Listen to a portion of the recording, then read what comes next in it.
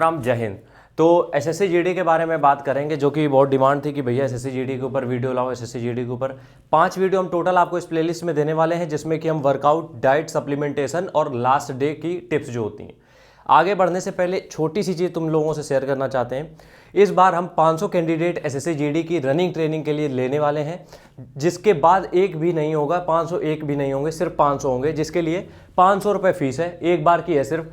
Phone पे या Google पे आपको करना है इस नंबर पे 72 688 015 78 पे, और व्हाट्सएप पे डिटेल भेजनी किस नंबर पे 700 756 30 32। इस पे पेमेंट का स्क्रीनशॉट, अपनी कंप्लीट डिटेल भेजनी है।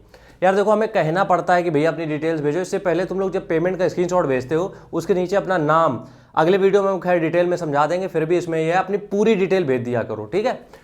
और दूसरी चीज़ यार देखो, जब भी हम ये बोलते हैं कि पेमेंट के साथ, दिक्कत इसलिए हम ये बोलते हैं क्योंकि अगर आप लोग पेमेंट नहीं करते हो, हम बिना पेमेंट के स्क्रीनशॉट के मैसेज को खोलते तक नहीं है। क्यों? क्योंकि मेरे पास काम है, ये मेरा, हम इससे पैसा कमाते हैं, तो ये मेरी जिम्मेदारी है। तो अगर आप लोग बिना पेमेंट के इसे मैसेज भेजते हो, ये थोड़ा ईगो वाला लगेगा, लेकिन इसमें ईगो एटीट्यूड नहीं है, इसमें मेरा काम है। इसलिए हाथ जोड़ के रिक्वेस्ट है, जब आप पेमेंट करो तभी फोटो भेजो, स्क्रीनशॉट भेजो, तभी व्हाट्सएप पे मैसेज करना, अन्यथा हम रिप्लाई नहीं कर पाएंगे। ये कोई एटीट्यूड नहीं है, किसी को बुरा लग रहा हो तो हाथ जोड़ के सॉरी है, लेकिन नहीं हो पाएगा, समझा करो मेरी बात, ठीक है। बाकी हम वीडियोज़ में जितनी डिटेल में वीडियो हम बनाते हैं उतना पूरे यूट्यूब में कोई नहीं बनाता, खासकर रनिंग को लेके। और भी चीज़ें हैं, आगे बात करेंगे। 45 दिन के वर्कआउट की हम यहाँ पे बात करेंगे। 3 तरीके का ब्रेकडाउन हम लोग करेंगे। सबसे पहला है स्टार्टिंग फेज जो होता है, दूसरा फेज आता है बिल्डिंग फेज आता है, और तीसरा फेज आता है एक्सेलरेट फेज। पहले फेज में होते हैं 5 दिन, जिसमें कि सिर्फ एक चीज़ पे ध्यान रखो। देखो, रनिंग को बिल्कुल सिंपल रखो, आराम से निकल जाएगी। कंपटीशन खेल रहे हो, अगर नेशनल इंटरनेशनल जा रहे हो, उसके लिए नहीं है ये कतई नहीं है उसके लिए। ये डिफेंस की तैयारी करने वालों के लिए है बस। वार्म अप आपको करना है, ये कंपलसरी है। उसके बाद लॉन्ग डिस्टेंस रनिंग, पहली चीज़ ध्यान रखो। Time based running, time based का मतलब ये होता है कि आपने सेट कर लिया कि आज तुम्हें 30 मिनट रनिंग करनी ही करनी है, तो वो हो गई टाइम बेस्ड रनिंग, कि आप 30 मिनट कंप्लीट करके ही घर जाओगे। लेकिन शुरुआत से 30 मिनट मत रखना, 10 मिनट, 15, 20 ऐसे बढ़ाना, ठीक है। तीसरा होता है टाइम इंटरवल रनिंग। ये कब है? शुरुआत के 5 दिन का है। सबसे पहला है long distance running, distance cover करो। दूसरा है टाइम बेस्ड रनिंग की 30 मिनट, 20 मिनट, 10 मिनट, जितना भी है। और तीसरा है टाइम इंटरवल। इसका मतलब यार ये है कि 5-5 मिनट के ब्रेक पे दौड़ो। 5 मिनट तुमने रनिंग कर ली, थोड़ी देर रेस्ट कर लिया, फिर 5 मिनट दौड़ो, फिर 1-2 मिनट का, 3 मिनट का, जितने मिनट का रेस्ट लेने के बाद फिर दौड़ो। इस तरीके से टाइम इंटरवल ट्रेनिंग हो जाएगी, जिससे कि तुम ज़्यादा डिस्टेंस कवर कर पाओगे, तो स्टेमिना बढ़ेगा। ये हो गया अपना पहला पार्ट। दूसरा आता है बिल्डिंग फेज, जो कि होता है 30 दिन का, जिसमें कि होता है हर चौथे दिन में आपको अपनी टाइमिंग चेक करनी होती है। ध्यान रखना, हर चौथे दिन में, मतलब कि अगर सोमवार को शुरू कर रहे हो, हर बृहस्पति को अपनी रनिंग आप चेक करोगे। इसमें दोनों टाइम आप कर सकते हो। गर्मियां आ रही हैं, इसके लिए हम चीज़ें बताएंगे, लेकिन अभी के लिए इतना समझ लो, दोनों टाइम जब हमें रनिंग करनी है, मॉर्निंग में आप करोगे लॉन्ग डिस्टेंस रनिंग। मॉर्निंग में क्या करोगे? लॉन्ग डिस्टेंस रनिंग, हिल रनिंग, ठीक है। 2 चीज़ें बस मॉर्निंग में करना। हिल रनिंग आपकी कार्डियो स्ट्रेंथ को बढ़ाता है। आपकी जो लोअर बोन्स होती हैं, जिसमें बार बार हैमर हो रहा है, जैसे कि सिन बोन, काफ मसल, ये सब मजबूत होती हैं। खासकर आपका ये जो ब्रीदिंग है वो बहुत सही कर देती है हिल रनिंग, ठीक है। तो 2 चीज़ें करनी है, लॉन्ग डिस्टेंस और हिल रनिंग। कब? सुबह, अगले 30 दिनों के लिए। और वार्म अप स्ट्रेचिंग आपका चलेगा ही चलेगा। शाम की बात करें अगर, ये तो हो गई 30 दिन में सुबह की। शाम की अगर बात करें, यहाँ पे हम देखो, आपने कई सारे वर्कआउट प्लान देखे होंगे जिसमें टाइमिंग लिखी जाती है। हम कभी टाइमिंग नहीं लिखते कि 1000 मीटर के इतने मारने हैं, 45 सेकंड का रेस्ट लेना है, 30 सेकंड का, कुछ नहीं करना है। सीधी बात ये समझो, जो इवनिंग का वर्कआउट है उसमें बस 5 पार्ट आपको रखने हैं, क्योंकि एक दिन तो आप चेक कर रहे हो, उस दिन तो कुछ करना ही नहीं है, बचे 5 दिन। उस दिन में क्या करना है? Strength training, sprint, yoga, HIIT workout, interval training. अपनी अंग्रेजी हम ही नहीं समझ पाते हैं। सबसे पहला स्ट्रेंथ।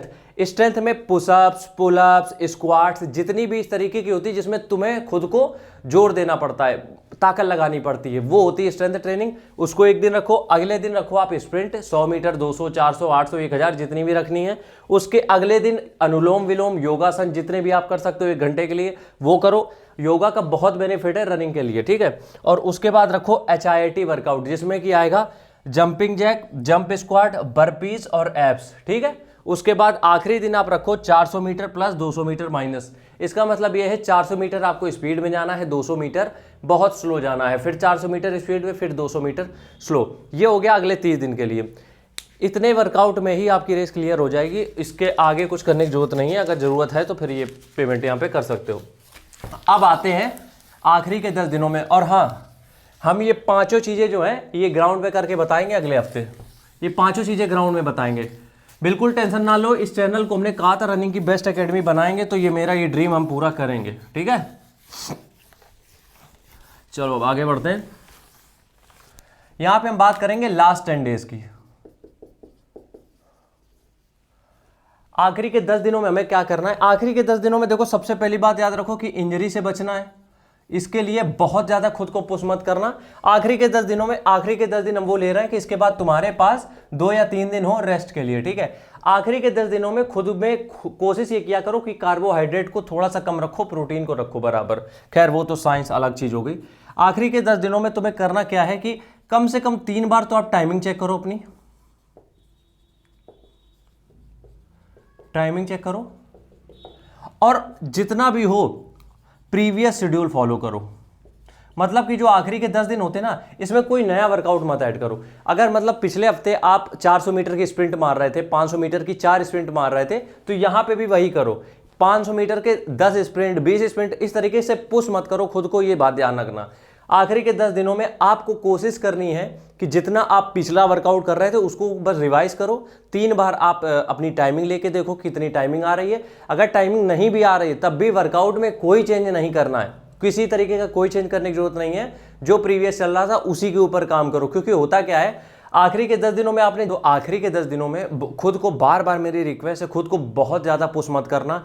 जो तुम्हारा प्रीवियस वर्कआउट था उसी में थोड़े बहुत चेंजेस करके फॉलो करना, इसमें कुछ नया ऐड मत करना, वरना बड़ी प्रॉब्लम में फंस जाओगे। तो आज के वीडियो को यहीं खत्म कर रहे हैं। नेक्स्ट वीडियो में हम पर्सनल ट्रेनिंग के रिगार्डिंग सारी डिटेल्स आपको देने वाले हैं। तो कल फिर मिलते हैं, तब तक के लिए राम राम, जय हिंद।